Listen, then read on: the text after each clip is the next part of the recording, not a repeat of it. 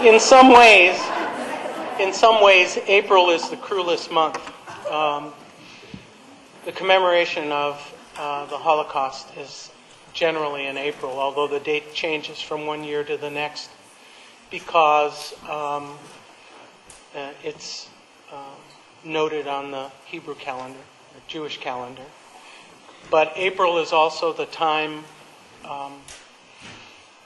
when the Rwandan genocide took place, and also the Armenian genocide. So April is, in some ways, a very cruel month. But something exciting is going to be happening, and we have someone here who is doing remarkable work, who's going to tell you all about something that's going to happen that you can participate in. Gabe? Good afternoon. My name is Gabe Farrick. I'm 14 years old, and for the last 3 years, I have worked on projects to fight human rights abuses and raise money and awareness for genocide victims and survivors.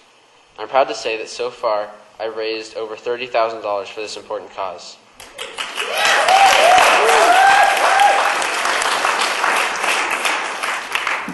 Last year, 100 adults and children of different backgrounds and religions marched through our city streets with me on a summer morning to help raise awareness and money to end genocide in Darfur. We are making progress, but until there is peace, we must all continue to fight genocide in the world. Please help me raise awareness, support, and hope by participating in a 3-mile Walk to End Genocide on Sunday, April 18th, 2010. This event is sponsored by me and the Social Action Committee of Congregation Shomrei Torah. All the proceeds will benefit Jewish World Watch. They are a great nonprofit organization that works to end genocide and help survivors, and we are fortunate that 3rd District County Supervisor Shirley Zane, Rabbi George Gittleman, and Holocaust survivor Lillian Judd will share inspirational remarks before the walk. The walk is a family event. Last year, the walk raised almost $10,000. Imagine what we can do this year if we all gather our friends, family, and coworkers and pledge to raise funds and march together to fight genocide. If you'd like to participate in the walk, please go to www.walktoendgenocide.org. If you need to write that down, it's walktoendgenocide.org, and click on the Santa Rosa Walk link. There is an Alliance team that you can join. If you can't make the walk, you can make a donation by sponsoring me or another walker. It will really help me if you can register to walk by the end of March so I can order enough new walk t-shirts for everyone pre-registered. This is a powerful way for our community to make a statement about our commitment to ending genocide. I hope you will participate and help spread the word. Together we will continue to make a difference. Thank you.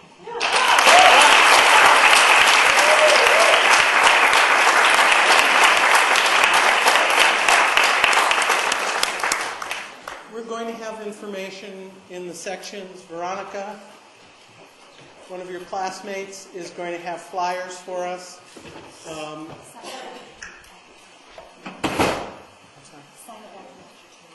Yeah, and you can sign up with her after lecture today.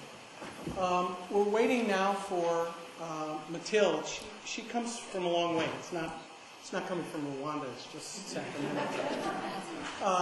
But there's another walk that's going on, and we have someone here from the Armenian community. You see, I told you that April was the cruelest month, and in April we also commemorate the Armenian genocide, and this year will be the 95th anniversary, as it were, of the Armenian genocide. So, David, would you like to say a word?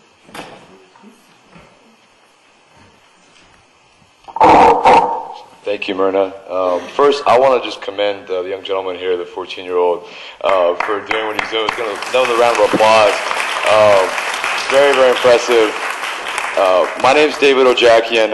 I grew up learning from my grandfather, who was a survivor of the Armenian genocide, just of the atrocities that happened. And that's these atrocities, these crimes against humanity, are something that bind all of these ethnicities together. You know, whether it's the Jewish community, the Rwanda community, you name it, all of the ethnicities that have suffered these crimes against humanity have this common ancestry and common heritage. And one thing that we're doing, it's a walk also, it's not necessarily raising money like that, which is a great concept, but we're doing a walk on the Golden Gate Bridge on April 24 from 11:30 until 2:30 p.m. We'll have everyone gather. There's a dirt lot on Lincoln Avenue in San Francisco. We'll have signs and everything. We'll have everyone gathered there at 11:30. The walk will go from 12 until 2, and the extra half hour after gives us enough time to kind of get off the bridge and leave together.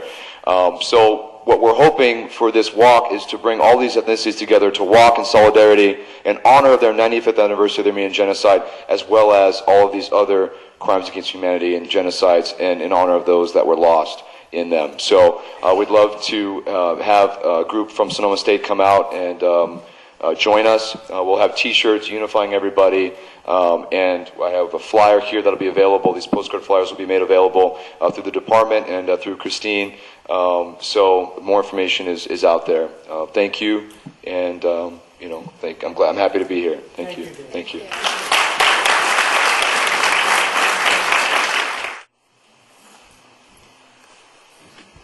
Mathilde, support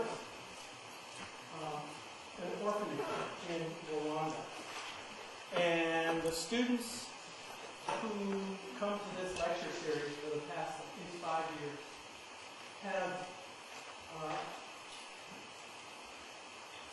been generous in that support, as well as the faculty.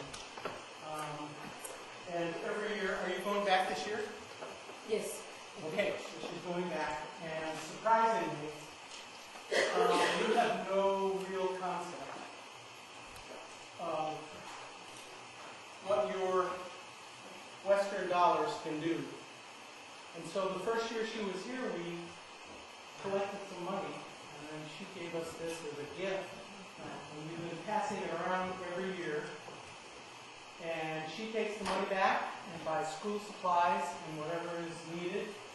And one of the houses at the orphanage is Sonoma House.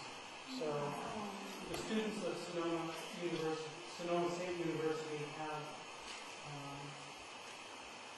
contributed to the good work that's being done in Rwanda. It's a very small kind of thing to do. I'll start out, whatever you have. You'll pass it along. If you can't, that's understandable too. But this is for the orphans in Rwanda. Yes?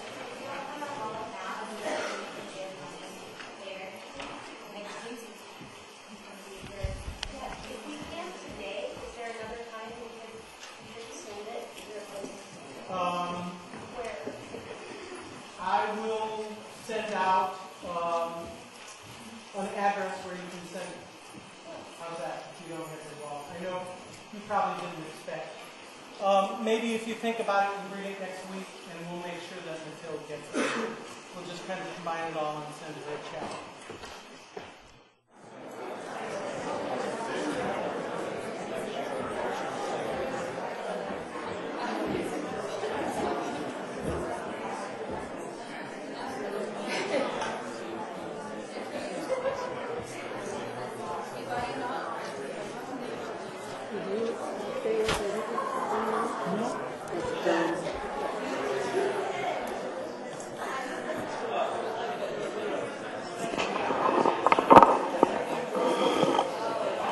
Okay, the time has come to introduce you to Mathilde Mukantabana. Mathilde has graduate degrees in social work. She is on the faculty at Cosumnes College. She teaches about history, African history, and genocide. And she also has been instrumental in starting a school of social work in Rwanda, in Kigali. I imagine you can imagine yourself at how important it is to have trained mental health people working in Rwanda. We're going to do something a little bit unusual in the sense that we're not necessarily going to learn all of the details today of the Rwandan genocide, But Mathilde is going to talk about what has happened in post-genocidal Rwanda. What has to happen for a society to survive after members of the society were engaged in such a brutal genocide. And so Mathilde, who is very active and very involved and is Rwandan, is going to talk to you about the steps that have been taken in Rwanda to try and rebuild a fractured society. So without further ado, I ask you to welcome Mathilde Mukantabana.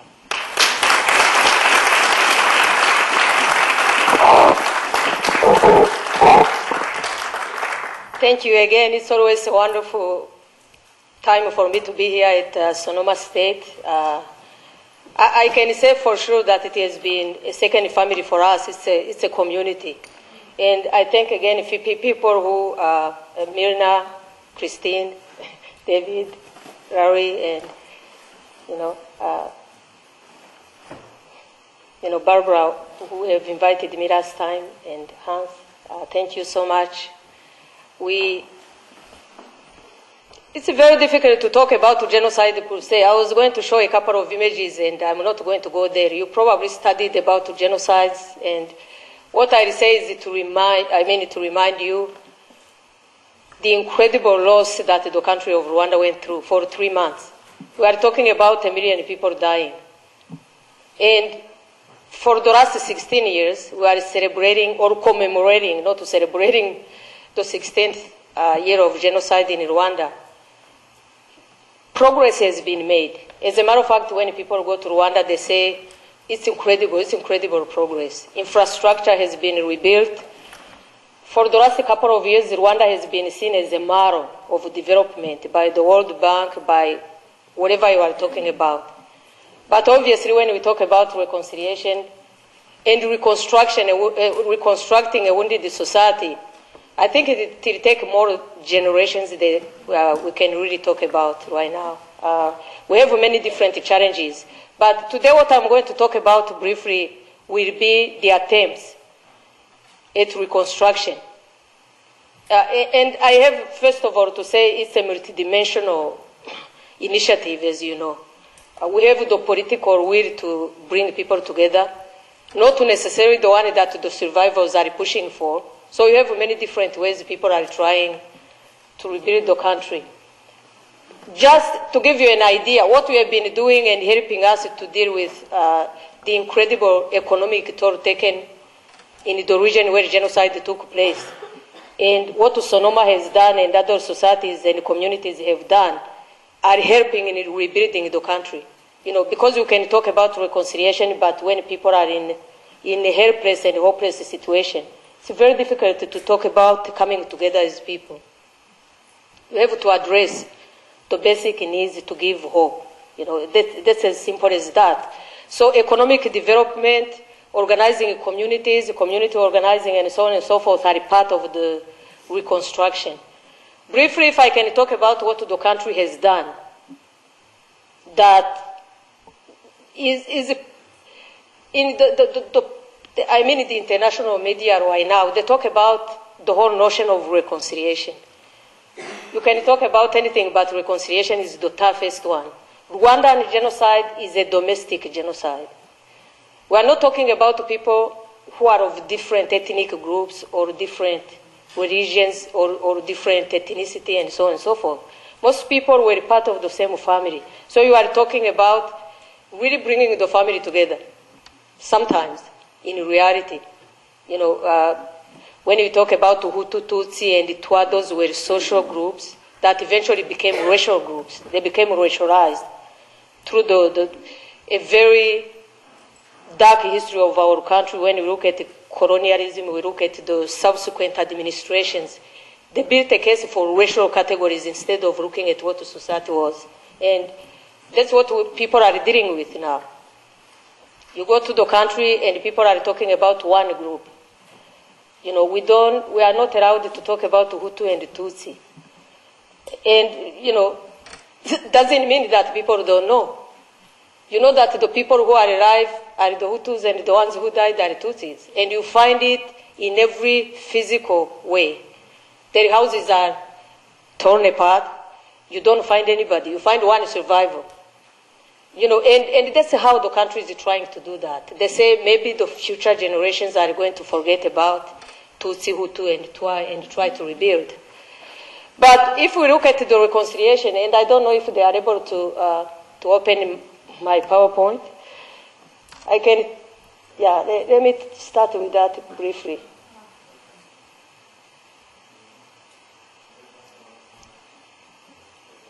Just if you can put a couple of images of genocide, and then we'll go to the second one, if it's okay.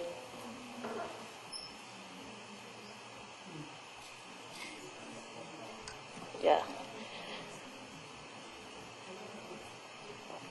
I promise next time I won't rely on PowerPoint. I just come in. But there are a few things that the country has done that is an incredible way to look at the society. And one was, you've heard about gachacha. And I'm going to talk about, gachacha is the customary type of way to render justice.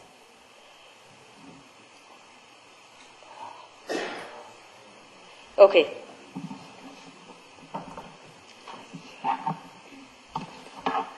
Gachacha was initiated a couple of years after genocide was done in Rwanda, and it was a way to bring it together. Let's leave it alone for now. Yeah. It was a way to combine both justice and reconciliation in mind. What is gachacha? Gachacha was built around the idea that people can take care of their own solution, their own problems with local solutions. And the cornerstone of gachacha is to empower the people themselves. And I have to begin by saying that there are many limitations to gachacha. Gachacha is supposed to be justice, because we believe that the prerequisites to reconciliation has to be justice. You know, you have to understand that we have people who are more than 100,000 people who killed or who were involved in killing. And when genocide ended, we didn't have more than 5 judges left. There are no judges. We don't have any attorneys. We don't have any, even prisons don't exist. Really the crime in Rwanda was pretty low. When you talk, before genocide, if you go and study the Rwandan society, we hardly had any big crimes where people had to go to jail to stay for a long time. So in each prefecture was like a province. They had one prison, one. Now we are thinking in terms of a place where maybe 10,000 people have killed. And usually when usually people were trying people, it was not about killing. It was about stealing a cow. It was doing those kind of things. So you can imagine the plight or the challenges facing the people in the post-genocide Rwanda. What are we going to do with the people who have killed if we are really trying to rebuild the society? And about 2 million people came back from Congo. They came back from Tanzania. Rwanda opened the borders. They said, come back. Even if we have killed, we are going to deal with the problem in the country. Because of the insecurity it was building on the border. So they came back. And that's the main reason that people, if you don't render justice immediately, it will never happen. It will never happen. And in the case of our country, especially with the infrastructure we had, the poverty that is part of that country, there was no way you could try the people. But also we understood that without any sense of justice, what you are trying to achieve to bring and to heal the wounded society will never happen. You had to have some kind of justice. And gachacha was initiated. And gachacha by itself has many limitations. The standards that you call Western standards of justice don't exist. You don't have anyone to defend you. You don't have any attorney when you are facing your people. But it's a value-based type of justice. And just to tell you, there's no perfect justice if you think about it. when you think about any kind of justice, there is no perfect justice, including here. But in the Gacaca process, that value-based system is number one, to bring people together. It's a communal thing. With an eye towards rehabilitation, not so much punishment and retribution. So that's the basic foundation for that. With an understanding that once people have been tried, they can rejoin society, they can pay their debts, and eventually they can rejoin society. And obviously, not everyone is happy with that, because it's a very imperfect, because the people who are judging the people are chosen by other people.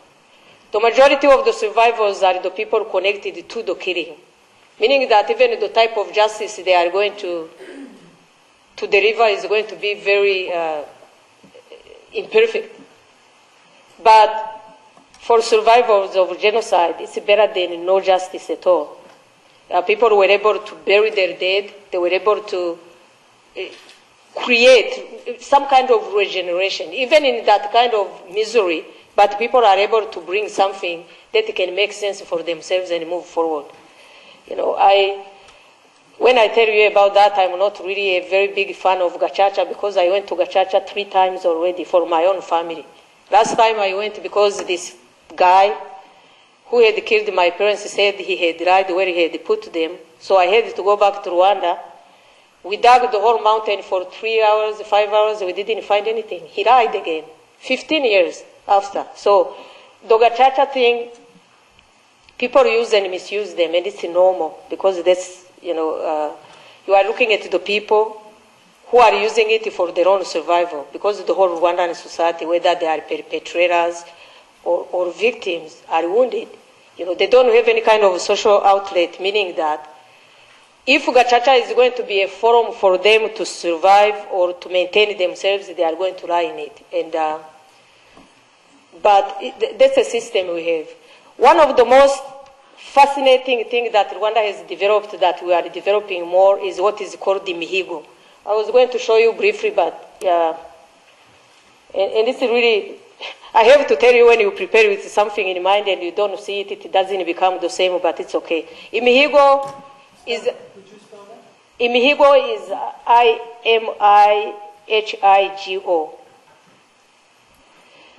So Imihigo was a traditional ritual where people came together to compete. It's a competition.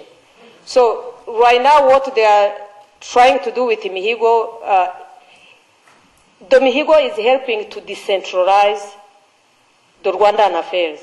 So they go in different places and they bring each, you know, they rank what they have to compete in: justice, economic development, gender, and so on and so forth.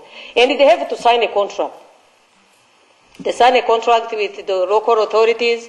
The local authority has to sign with the president. And they have to go 5 months to show the progress in that particular region. So what it has achieved in Rwandan government or in Rwandan society is that it empowers the poor people.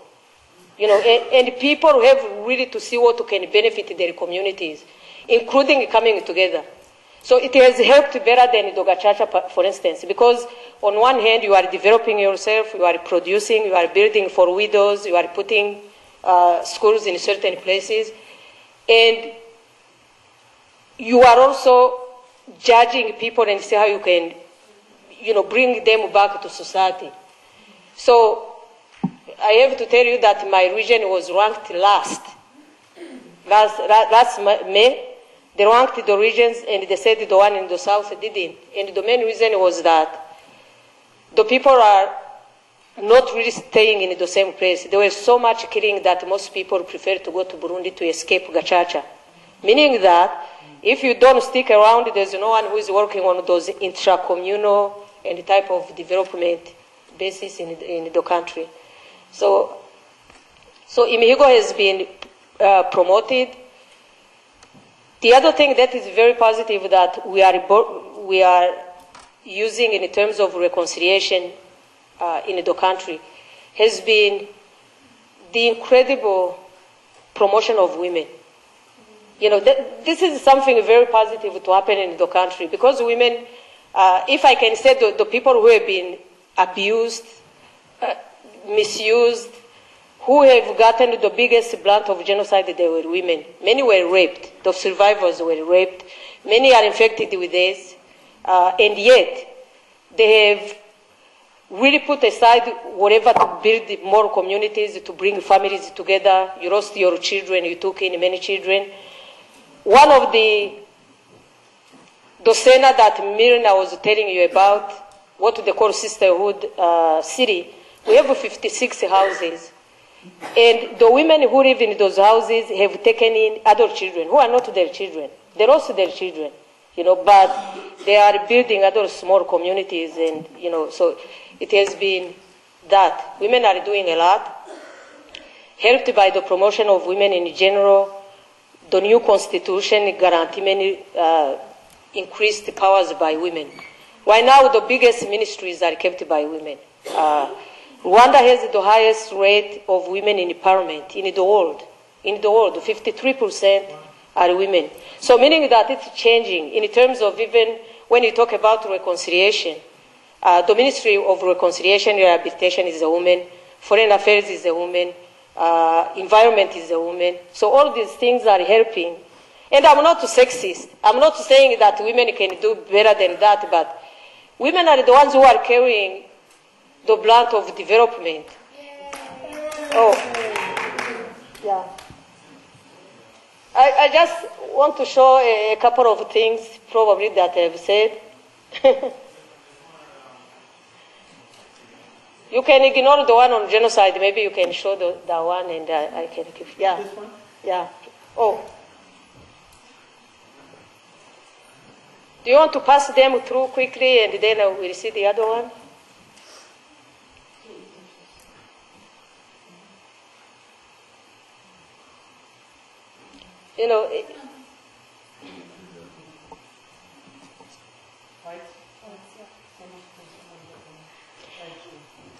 For the people who have never seen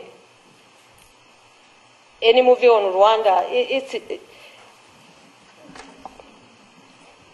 those were common scenes in Rwanda in 1994 and after.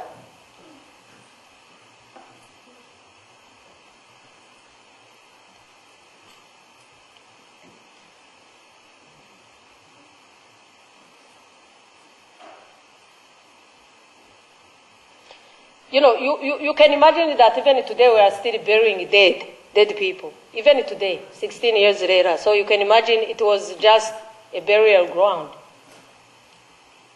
And churches were not respected. You can see the cardinal in Rwanda. Sometimes you thought they were cabbage. Because you find so many heads in the fields, you thought they were cabbage. That were in the place.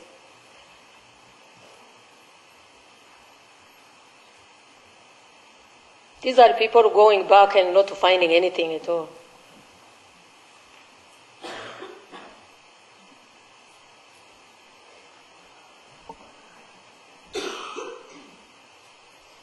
The country was completely destroyed, and this is the memorial in Kigali that was built thanks to President Clinton. He's the one who funded the memorial center in Kigali.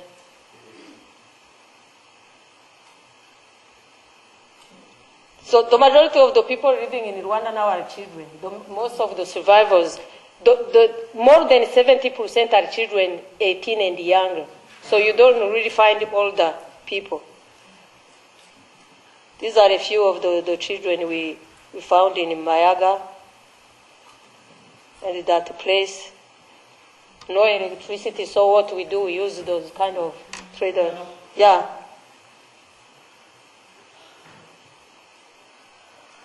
These are volunteers from the Sacramento area that went to Rwanda to help, and quite a few. And this is a school. This is the region. It used to be very developed. So when you look at the countryside now, it's like no house ever existed in those places. But right now, most people are really burying people.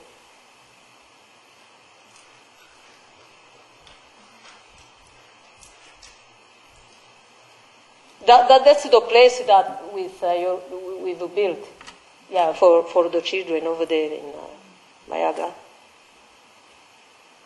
And even in the countryside, usually they put pictures of the loved ones. They try to build the memorials, even in the area, in the rural areas.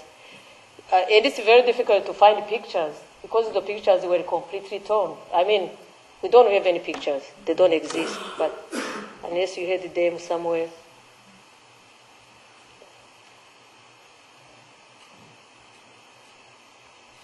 So wherever you go, children. You know, on one hand, it can be a challenge, but also maybe an opportunity, because you are thinking in terms of future generations. If you are talking about what is happening next.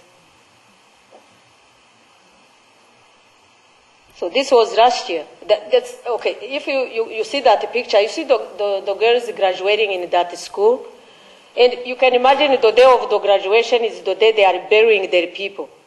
You know, so it's the day of graduation. They are wearing, you know, so that was pretty much. Yeah, and I think for genocide, we leave it there for now. Yeah, whenever you go in the countryside, you find those things. It's a remember people who died from genocide. If you see that color, it's because there's a mass grave. So throughout the country, you find those kind of stuff.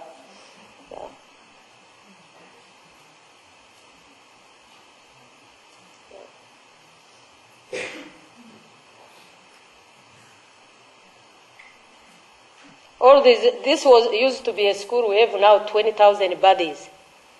And this was near the bishop in Butare. The bishop who ran away because he was wanted for genocide. He found asylum in Rome. So that's why, for instance, right now, you know, people or groups are pushing the Pope at least to apologize for what happened in Rwanda. With an understanding that if, for instance, the Pope had written a letter, just one, saying that people should stop, because really the Catholic authority and then the power structure were intertwined. It could have made a big difference. But the bishops, the priests were involved in the genocide. They were part of this thing. So, but this was a school. It used to be a school. All this. And they kept the bodies. When you go over there, you see the bodies, including here. You know, is it a memorial? They left them as a memorial because, you know, in 94 already people were saying it didn't happen. So what the government did was to leave whatever. The way people died is where they are, the way they were cut with machetes.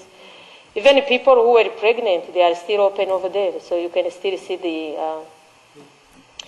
This guy has lost all his family, and behind him is a place full of bodies, and he feels more comfortable there than with the people. So when you go there, you find him. For the last 15 years, when you go, you'll see that guy standing in front.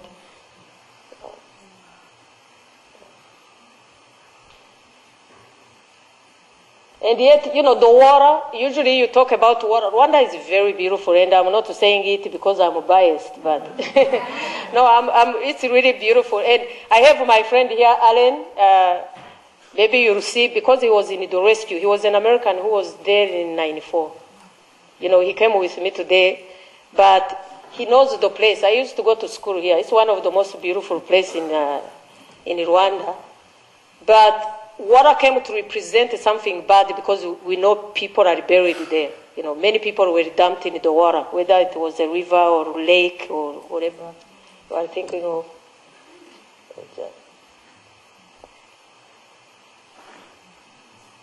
Yeah, and you know, all these children, either they were born during genocide, because even the survivors of genocide who were young, 12, 11, 10, they were violated. So now we have children who were born after genocide, but who are part of the same problems that we have studied.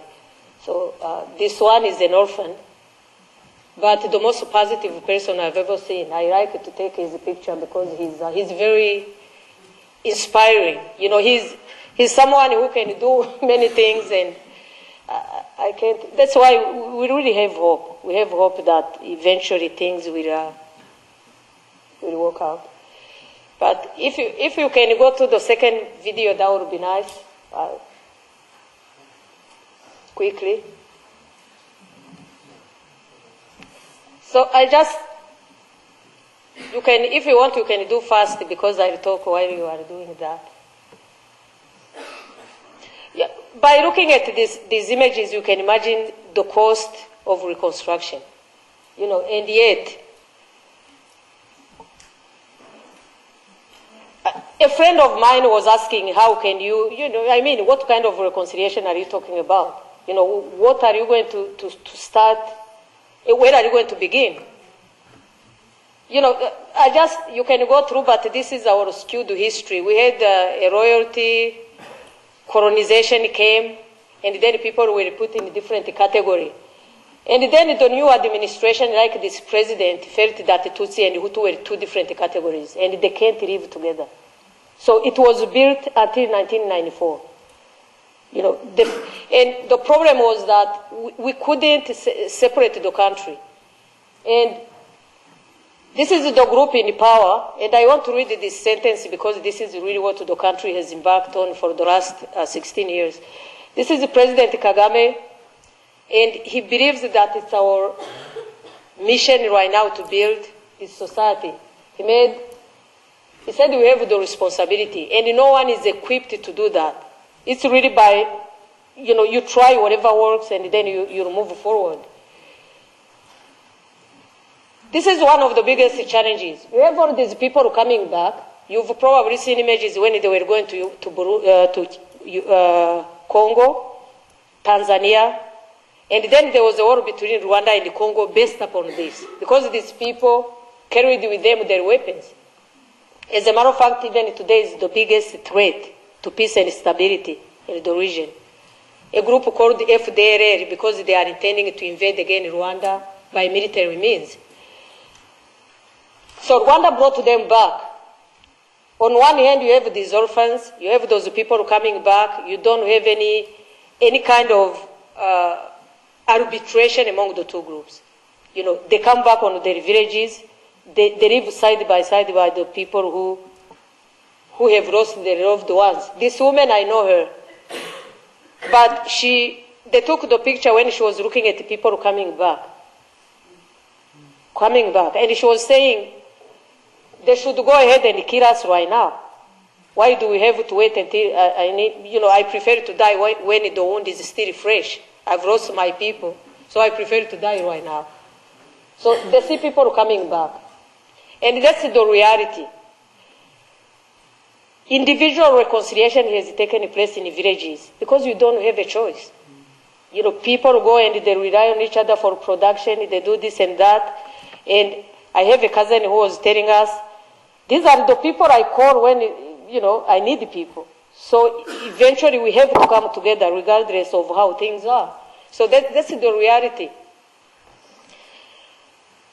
However, one of the biggest threats to any sense of reconciliation in the country is what is taking place right now. Because especially starting with 2007, 2008, there has been a growing wave of negating that the genocide in Rwanda actually took place the way it has been portrayed. Exactly. And I have to tell you that the people feeding that kind of ideology are people from here. These are people in the academia who can actually go and present papers, put all those kind of stuff saying that genocide didn't happen. I have to tell you, how many people have seen Hotel Rwanda? When Hotel Rwanda came, as survivors, we were happy because at least, even though sometimes the accuracy was not there, it was a Hollywood movie, but at least it put in people's psyche what took place in Rwanda, right? And it was speaking of a Hutu who was a good person, who saved his neighbor. So he was a symbol of all the Hutus who helped their fellow Tutsi. But when you look at what Rusesabagina has done right now, I was this week I was at Brown University because we were exactly talking about that, because they have been organizing those panels of these people coming and talking about genocide. As a matter of fact, they said Tutsi genocide never took place. It didn't. It didn't. If there are people who died, then I give you the material. If the people died, the majority were the Hutus who died. Or it was a self-inflicted genocide. Yeah, it was self-inflicted. So there are a couple of, if you move forward, I'll show you a couple of arguments that were offered and the people saying that, because it's just, and for me, that's what is scary. Because that kind of ideology goes back to Rwanda, feeds the extremist point of view, and unless the country can have some kind of memory that is bringing them together, there's no way you can really come together as people. Because you have at least to know what took place before you can move forward. And it's not happening. And the biggest thing has been a growing wave of revisionism. No, I'm not even saying revisionism, but, challenge the denier. It's multidimensional. We have the Hutu power, especially the people who are based in Congo, who are trying to invade. Anti-diaspora, what happened before genocide was that the Hutus were going to many foreign countries because they got scholarships. Tutsis couldn't go. They had cut any kind of educational opportunities for Tutsis in the country. So these are the people who have had the chance to go in the academia, or who are lawyers, or who are doctors, who are sending that kind of point of view in the media. We have them at Emory University, Michigan University, we have them at Minnesota. As a matter of fact, in 2 weeks I'll go to Minnesota because we have that panel. Once again, many people who are claiming that genocide didn't take place. So that's, you can imagine. And then political opponents, one day they wake up, they say the new government is a bad government, it's an imperialistic government, and it gives them the needed ammunition to deny genocide. As if, even if you are against today's government, you can't claim that genocide didn't take place. So that's the biggest problem we have. And in certain Western countries, a good development has been that the president of France now, Rwanda and France have restored political relations. But until recently, for instance, Francois Mitterrand of France, when he was talking about genocide in Rwanda, said, "What genocide? Are you talking about genocide?" As if saying everyone killed each other. So, what's the big deal? Those were ethnic or whatever. So what I'm saying, at least in France, right now they have arrested one of the key genocide person, 2 weeks ago, meaning that at least they are turning around. And with building that kind of bridge, maybe it's going to do the thing. And mostly academicians. So if you move forward, maybe I can show a couple of things. The main arguments are this. Most, like Christopher Black, Christopher Black is a lawyer. He's an attorney for genocide perpetrators in Tanzania. So he has built the whole case saying that genocide in Rwanda is a myth. There's no such a thing. Genocide didn't take place. And as a matter of fact, he calls it a conspiracy between the United States, Ugandan government, and Rwandan government. Yeah, he calls it a conspiracy. When you go and Google Christopher Black, that's what he says. And he has, it's understandable. He's defending the people who have killed, so he'll come up with all these things. But, or double genocide. RPF and Kagame are responsible. Hutus are the true victims of genocide. One of the, if you go on Alan Stam, who is an eminent professor, he's from Michigan, he has even a YouTube talking about that. He said, statistically speaking, you can say that the Tutsis died. The people who were dying were Hutus, but people masqueraded them as Tutsi. So he's using all these statistics. You can't even really start to understand. And as I said, big conspiracy including Uganda, US, UK, and RPF to control the Great Lakes. Because they are talking about Congo, they are talking about, the wealth in those countries. So they wanted to control the whole Great Lakes, and they manufactured that genocide. So let's make a genocide to be able to do those things. So as you can see, it's really one of the toughest things. And the Hutus in Rwanda, especially the ones who are facing the tribunal, the ones who are willing to actually come together, are empowered by this ideology. And when you have someone like Rusesabagina who is going around talking about Rwandan society like we have never seen, remotely resembling what people have seen. He's talking about a slave society, where Tutsis were the masters and the Hutus were the slaves. And obviously, when there's slavery, there's also resistance. So he calls it resistance. It's really, the Tutsis fought for this. And you go back, but he's doing it because he wants something to resonate with African American here. Because he's trying to build a case where people can understand it within those lenses. People like Cynthia McKinney, who is a congresswoman, who understood before what was taking place in the country. When you look at how she has changed, you understand, and Jesse Jackson as well. And it's because of people like Rusesabagina. He's, if you go and show the next image, I think you can. Rusesabagina got a medal from the White House. He's a hero. And you try, this is a stamp, Davenport, who is from Notre Dame, who is saying that genocide never took place. And then Cynthia. The stuff that have been written lately, if you go and, even if you put denying genocide in Rwanda, you see these people. And strangely enough, the same bibliography they use, the same sources are, they get it from the same place. These are manufactured, and that's what we are facing. And to tell you the truth, when you say reconciliation and bringing people together, this is the biggest one. Because there's no way you can come together if you don't build a certain collective memory or corrective memory, because our history is completely skewed. So, and I think maybe I should leave it here so you can, because I know we started a little bit late, and if you have anything to ask me, I can tell you. Thank you so much again. Thank you.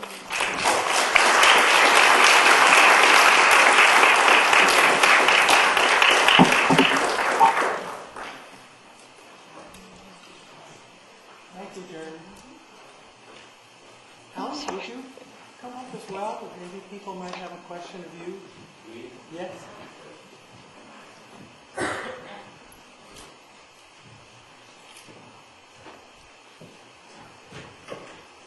Hi. Could you just briefly tell people what your role was when you were Please. in Rwanda? Beginning sometime in April 1994, when I was asked by the U.S. Embassy in Uganda to check on bodies in Lake Victoria. And subsequently, we found 10,000 bodies in the lake coming down the Kagera River from Rwanda. I realized there was a problem. After counting the bodies, I was then asked by our government to volunteer to continue penetrating Rwanda, as there was nobody else going in there. There were no other foreigners going in. And our government needed statistics on what was happening. In other words, body counts, where the various armies were located, and to see if I could gather as much intelligence as I could during a very dynamic time in Rwanda. This I did, counted a lot of bodies for our government, rescued a few, did not save about 1 million, had no support.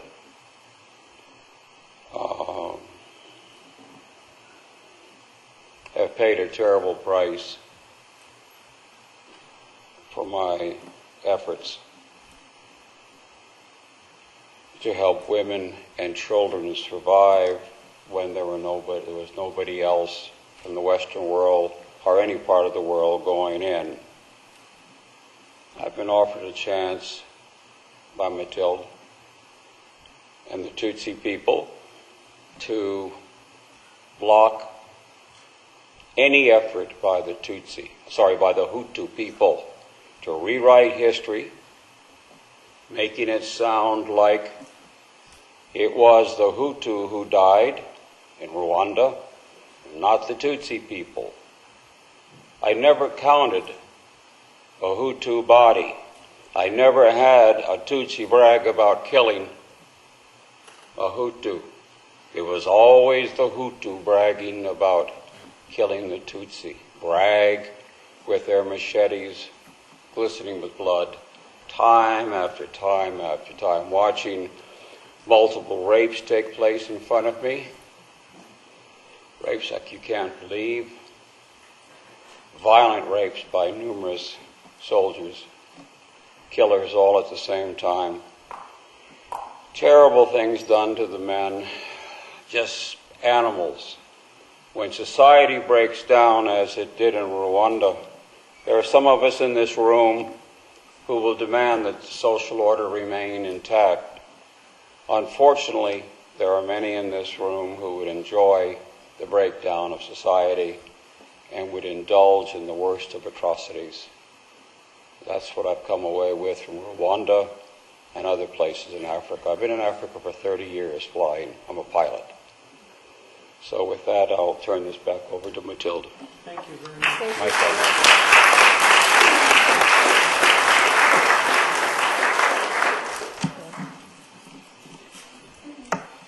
Questions? I know that's pretty... I just want to thank you so much for coming, Mathilde. Can your guest tell us who he is?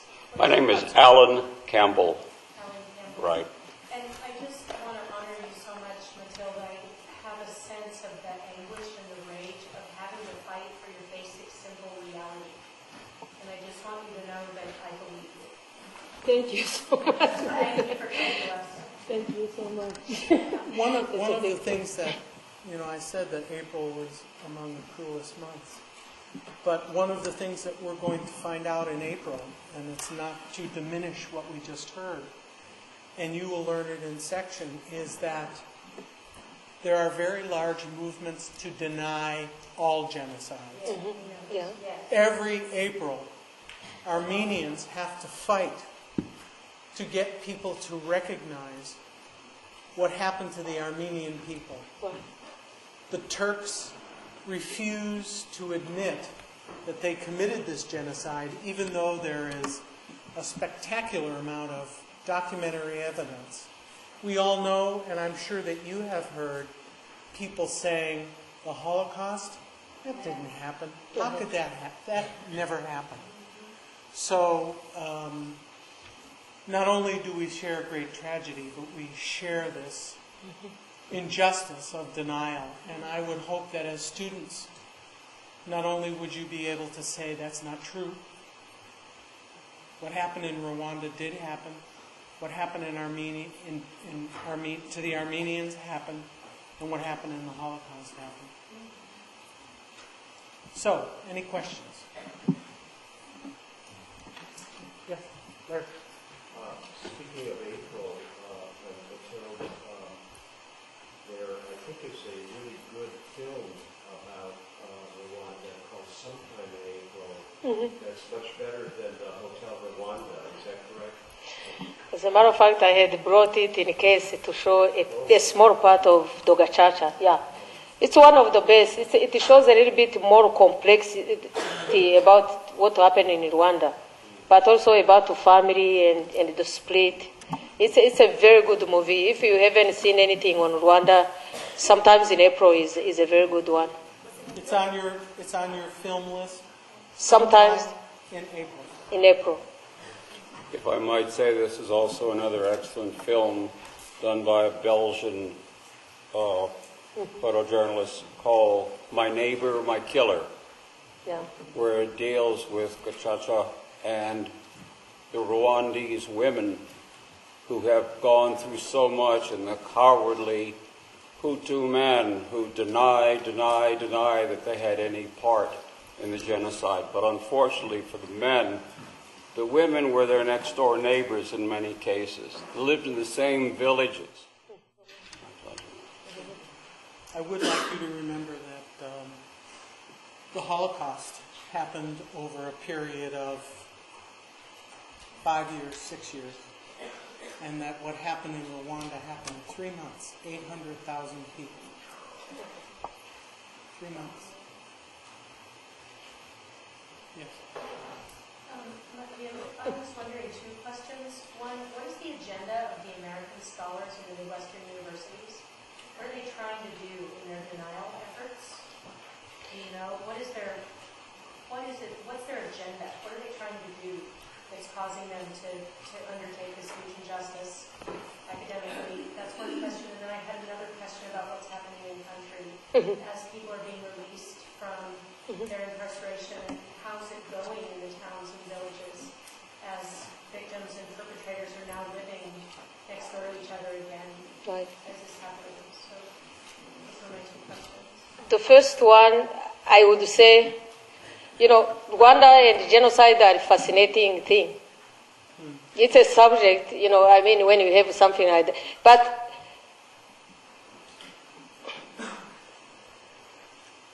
one is that really people didn't believe, to begin with, that this was more than a tribal war. And it goes back, you can find any kind of origin, but also the way people view Africa in general. The way Africa is viewed.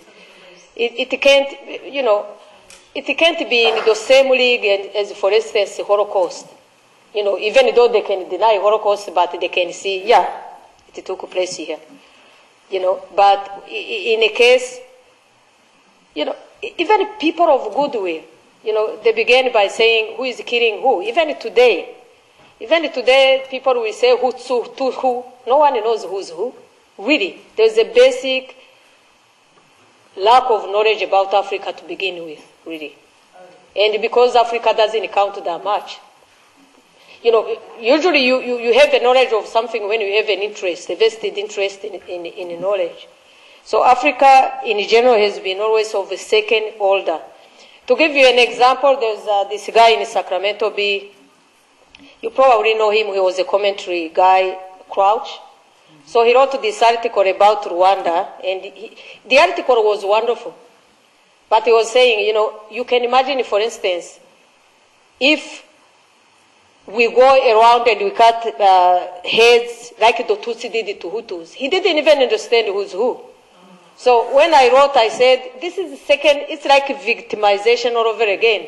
Here you are sitting there and people say, oh, and you see it all the time. You go and they say, where are you from? From Rwanda. So, what are you? And you know very well that the question behind is this: are you the killer or the victim? So it's always that kind of way because of lack of understanding. And in a way, as a matter of fact, when you think about Rwanda now, it has been in the news. But before then, how many people knew about Rwanda? Nothing. So even the analysis coming from that, people have to put it in an equation of something they understand better. Here you have this majority, especially if you say, okay, they were the oppressed and the oppressor. And then eventually, the ones who were oppressed took over and maybe they killed or the oppressor killed again. No one is going back to see that the Tutsis have never been to power in Rwanda since since colonialism. That was it.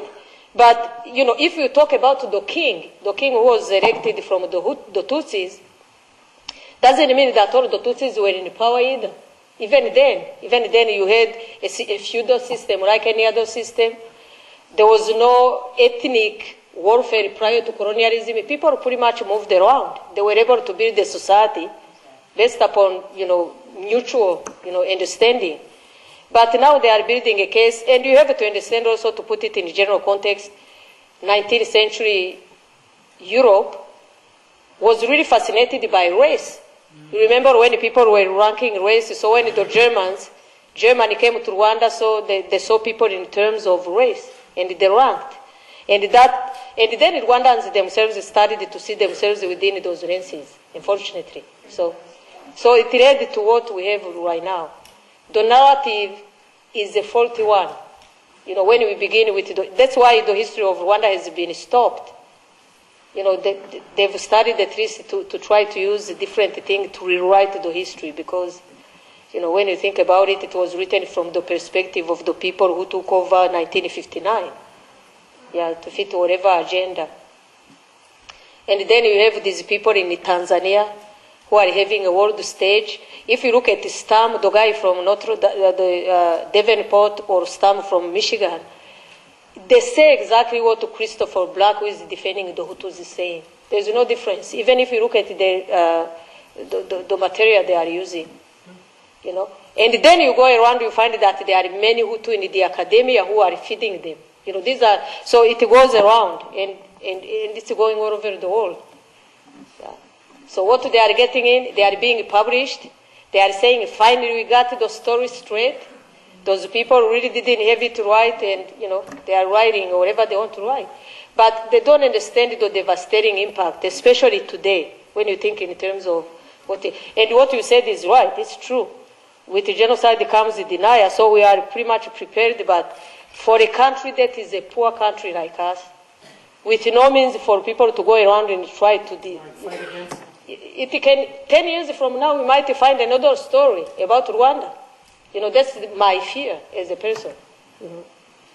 But the rest, I think you ask another question, I do very brief. It's very difficult, and it depends on where you live. There are communities that were able to rebuild together.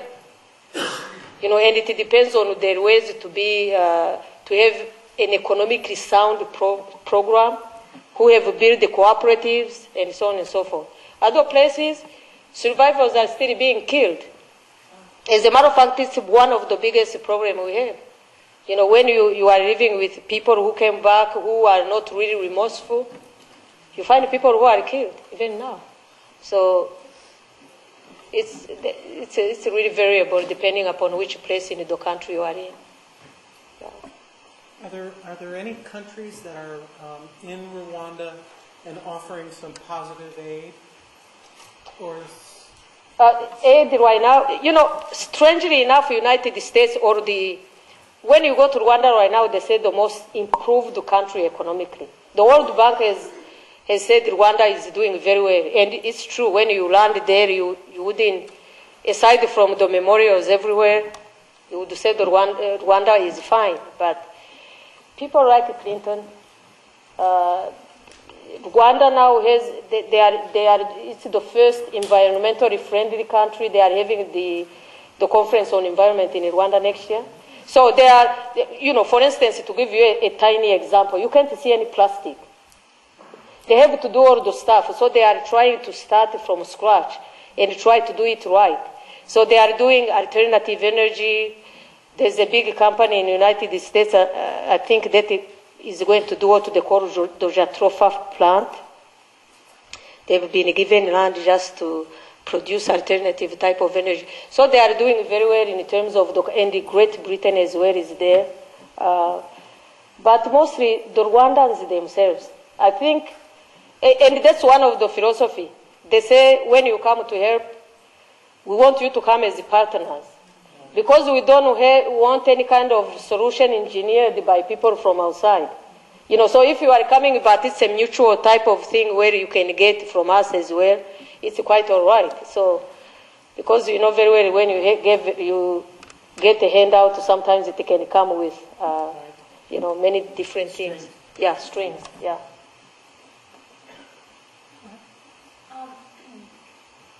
As much as I'm really impressed to hear the steps towards reconciliation and the rebuilding, it's really, really admirable. I always bring myself back to hearing it makes me furious to hear about the revisionism and the denial. And it always brings me back to, unless you get 100% reconciliation or reparation, when does genocide end? I don't think it does. It doesn't. Yeah, you know, you are right, really. you know, it's, I don't know. You know, personally, the problem, we have many challenges. For instance, even though in the country they are trying to bring groups together, we have been unsuccessful in doing that in the United States or other places. You know, for instance, right now, I have to tell you that there's no single group of Hutu I'm working with.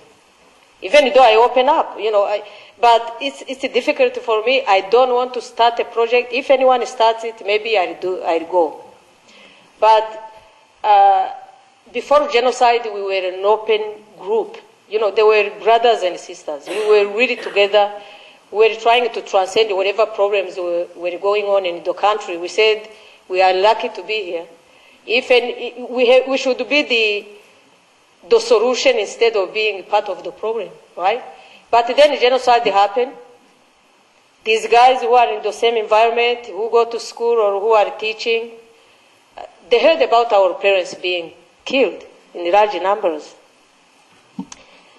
Before they could extend the human area, you know, here you are, you have lived together, I'm with you. Because in my country something is taking place, you know I've lost all my people. Instead of at least having the courtesy to call me and say I'm sorry and then go on your political campaign, the same night they started the rampage of going around saying we are the ones who killed people. And they were our friends. We are talking about friends. So for me it has been a very difficult thing to move from that because the human equation was missing during that time. So even though in the country you find people and those initiatives of people trying to bridge the gap, it has been very difficult in foreign countries because maybe, you know, eventually maybe it will happen, but not now. So it has been a very, very difficult process for me. Yeah. Yes, please. Well, I'm wondering, other than our generous donations, and I'd like to, as the treasurer of the Alliance, thank all of you. We collected close to $300 today. Wow, that's wonderful. What more can we do? I know that in the past, thank you so much. Students from this class have come to work with you, and I think there may be others who may be inspired as well. That's, you know, I really have to thank you, and as you said before, yeah, sometimes people believe that money has to be big amount. 300 is a lot. It's a lot because it can maintain a program for a long time, you know. So it's a lot of money. And it's, the people there really use it in a way, because in a rural setting, actually, it can go a wrong way because you are talking about the class material, you can pay a teacher, you can do all those kind of stuff, and or finish that house for whatever. And just next time, or I send it by email, if you can show the house that is called Sonoma, that would be nice, so you can see what we are talking about. But what I'm saying, students who are interested, it's always a wonderful thing to, when Julie and Becky and Julie went with me, and it was their first time in Africa and so on, it was really, but I think they got an incredible experience. And people loved them, they gave them the name, you go and you help with any way you can. The people there don't necessarily need the money. It's the personal contact. They are missing any kind of social, you know, you have to understand that Rwandan society was a big family type of thing where people could spend time here, they could go and eat there. I find people feeding people, I sit and eat. I don't have to ask for permission. And suddenly you find yourself as the only one remaining. There's nobody. Even the people who have killed you have left. You know, so you are by yourself if you survive. So I think that people start finding a kind of purpose to life when they have people really who care. So last time I went with the students and they were just doing the soccer. And people, I mean, it was the best thing to find people who can play with you. You know, usually when they are by themselves, they are considered as pests. You know, and sometimes they go to cities and they are oppressed. They come back. But once they find people, especially who come, who can pray with them, who know their name, you know, it's an amazing thing. So when students come, and I've found that students do a lot more than, I think, I don't know. Anytime you are interested, please let me know, and when I go, I can take you or something. I wish I had the money to take people, but it's usually, but it's a wonderful opportunity for people to connect. And I think also students learn a lot from that kind of connection, aside from what the people there get, but also the students can connect. One of the best thing, like for instance at Brown University, they have a group. One of the requirements for their graduation is to go to the countries. But they have a whole program going to Rwanda. That's why I was, there. But they are artists, they do all those kind. It's for them, their identity has shifted when they met Rwanda, and they are able to represent those realities. So it's an incredible thing. But people in sociology, especially, you can really, it's a breeding ground for whatever you want to study. So you can go. But also to meet the people and to understand. Sometimes what I lament more is that when people think about what took place in Rwanda and the cruelty, and people judge the whole society. It's one of the most beautiful places. And people love people. They are, but then I always believe that people see us as, savages. And that's not how our society was. But once you are there, you can see the beauty of the country, but also the people. That, for me, it's always trying to see how people can see your society aside from genocide, And our society was beautiful. It was really, even now I can't tell you what happened, but that's how it is. Yes, please. No genocide has ever been stopped, in all history. So my question is, if you guys are talking all about why nothing was done this is very modern. In the 1990s, something that was done to stop the killings. And perhaps, Alan, you could speak also from the U.S. government perspective, asking you to go in there and survey bodies. Why was nothing done to stop it, per se? Anything? To stop it,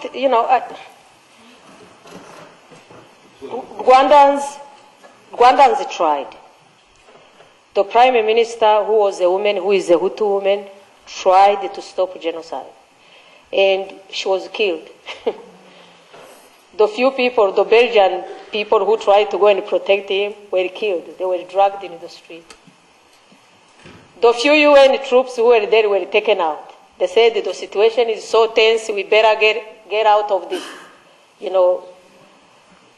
country, because the people are going to die. And if you see the images, there's when you go to Kigali, especially when you go into the city, there's a big, it's an institution where people were trained for arts and so on, big one. That's where people came and assembled all the expatriates, put them in cars, and the people killing were there. So they were killing them in front of people living in their trucks. And let me tell you, people will tell you that there are people actually who even, took off people from those trucks even when there was space. This is not about Rwandans. We are taking our people. And in a way, I do understand. This is really a tough situation when you see someone with machetes. You don't want to die from a machete wound. So people will leave. But during this time, I think there are two things. On one hand, for a long time, like what I was saying, they refused to call it genocide. It was a tribal war. And by all means, in Africa, they happen every day. You go to Sierra Leone, you find a war. You go to Liberia, you go to whatever, Congo. So they say, okay. And then you were in Somalia, and the Americans were shot. So they are saying, why are we going to die again in this Rwandan war? But on the other hand, for the case of Rwanda, I think that people refused to act and they refused to say what was taking place exactly because they didn't want to act. Because they knew very well genocide was taking place. The reports were going every day. Dallaire, who is his friend, was sending the information. He was sending the information. We know where the cache of arms are. They are talking about killing these people. will do that. And if you look at the testimony by the Clinton administration during that time, you'll see she was really, she didn't know what to say. She was saying acts of genocide are taking place, but at this point we can't call it. And the journalist was saying, how many acts of genocide do you need before you can declare it genocide? By the time they called it genocide, the people were, there was no one to say. It was done. So, if you ask me, and I might be wrong, there were a couple of reasons why people didn't act. Number one, France was also part of the equation. Because France, that was present in Rwanda, got a mandate to be the one dealing with Rwanda. So if you find a power within the Security Council saying that they are going to deal with that situation, it's wonderful. You don't even want to go there. But France was engaged in genocide. France was the one that was arming the people who were killing the Tutsis. As a matter of fact, you see all the pictures with them, training the inter-army. So meaning that you send the power that has been, and if you look also at the events leading to that, they created what they call a safe zone in Rwanda, the zone turquoise. But it was to protect the killers. All these people who had killed in Rwanda went to that place in Kibeho, where they called the zone turquoise. No Tutsi was saved there. Then these people eventually went to Congo. But what we are saying, we had the power already in the country. We had United States that didn't necessarily want to go and again experience what they had experienced in Somalia. You had many things taking place. They didn't want to go and die in the Rwandan war. And then when the Belgians, the peacekeeping mission, who died because they were trying to protect, the prime minister, they said they are not respecting anything. Even the UN troops are being massacred in Rwanda. So, for instance, the movements in Belgium, the people were saying, get out our children. We don't want to die in an African war. And it made sense. So there were many different things why, it happened, I think. He can maybe add something because he was there. Probably by the first week of May, I had counted personally probably 35 to 40,000 bodies, 10,000 in Lake Victoria and the other 20, mainly in churches, because the Hutu had put out a call for all Tutsi to gather in the churches. Rwanda is 98% Catholic, so 98% of the population gathered in the churches. They were churches after the Tutsi got in, the Hutu said, gotcha. They surrounded them. They hit them with RPGs, rocket-propelled grenades, fire, until they breached the walls. Imagine these churches held, they weren't the largest of places in some cases, but they held between an astounding 5,000 people, as in Kibeho, to 10,000 in the cathedral in Kigali, the capital. They pulled them out in Kigali, the capital. The mayor of the town and the Monsignor in his vestments, because the Archbishop had already been killed, Frederick had been killed. These two men would have 100 or two Tutsi come out. The men, they would take the spike and drive it in the back of their necks and kill the men. The women, they would do incredibly bizarre things to them. I know because I helped bring a girl, Alice, to this country who had been multiply raped. She had two of them. There were two sisters. One sister had her breasts cut off with machetes. The other had her nipples pulled off with pliers. This was common. If they did that and they died a merciful death, is all I can tell you. I won't go into the rest. But as far as the role of the United States, I was in Rwanda, as I've suggested before, because of the United States government. I had close ties with the National Security Council in Washington, a man named MacArthur Deschhauser within the White House. I certainly had access to the American embassies in Kinshasa and Kampala. Every 2 weeks or so I would get out and I would race to our embassies and I would say the same thing time after time by the beginning of May. This has got to be genocide. I had never been in genocide, but when you see nothing but Tutsi, Tutsi, Tutsi, Tutsi, men, women, and children without discrimination, babies on the backs of mothers, the Hutu had to prove something to the Tutsi, because the legend is that the Tutsi originated in Ethiopia, and eventually if they chopped their legs off, the tall Tutsi, which is the impression of people, Tutsis are all 7 or 8, 10 feet, 20 feet tall, but they would chop the legs off men, women, and children and throw them in the Kagera River. So that they would float down the Kagera into Lake Victoria, go around Lake Victoria till they enter the mouth of the Nile and hopefully head home to Ethiopia. But going out of Rwanda into Kampala, the hotels in Kampala were jammed with diplomats, with soldiers, with correspondents.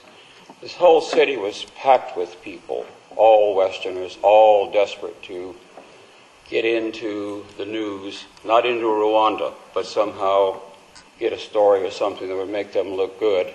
I never found these people when I got back to the Rwandese border. I always crossed with my driver, Moses, and myself alone. And there was never any of this mass of people. But when I would get to the embassy, I would give a report to our American ambassador. His name was not the comedian Johnny Carson, but our he's African-American ambassador, Johnny Carson. I'd say, Johnny, you've got to tell the Clinton White House this is genocide, this is genocide. A friend of mine, Lieutenant General Romeo Dallaire, who's seen in Hotel Rwanda, somebody I know, Dallaire was also pleading through the UN that this was genocide, although Dallaire did not get out of Kigali proper, as far as I know. He stayed in the capital. He was convinced that this was genocide. I pleaded. Each time I'd come out, the conference room at our embassy would be filled with more and more important-looking people. I would say, please, somebody from this embassy, come with me into Rwanda. I will guarantee you safe clearance in and out. I will not let you get killed, including a Special Forces colonel. Nothing happened. I got a message while I was flying one day that Bill Clinton was going to speak out on the issue of genocide. And as most of you know, he is a very brilliant lawyer, or was a brilliant lawyer, I should say. So I took one of my aircraft and I climbed as high as I could so I could pick up the relay from Washington through Voice of America to the BBC and then bounce down to Africa on the relay system that BBC has. And I was frantic because I was exhausted. I had left 2 little boys, my son Christian and Morgan, 6 and 8, in the United States. Their mother was dead. I was raising them by myself, and there I was in Africa. I'd never gotten over that. But I climbed up as high as I could to hear BBC Direct. The president came on BBC, and he said something to the effect of that. He said, I have no problems with the word genocide or the issue of genocide. If genocide has occurred in Rwanda, I will be the first to declare it.